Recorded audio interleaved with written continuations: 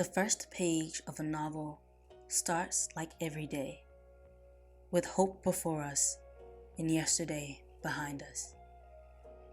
But like autumn's leaves on the brink of winter, our hope to write a novel falls. We chase after possibilities and goals, all while wondering if it is worth it. Is it worth going after a dream seemingly so far away it is but a light at the end of the tunnel? Is it worth the hours spent staring into the distance at a loss for words? Is it worth the doubt waiting in the stillness of our thoughts?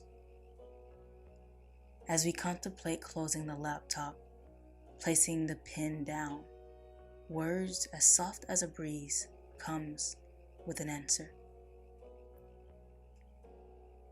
And it says this: it is worth it. For you have a story in need of being told.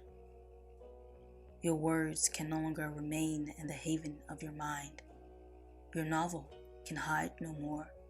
It must be written. It must be shared. And it must be freed. Because your story, your novel, they must begin.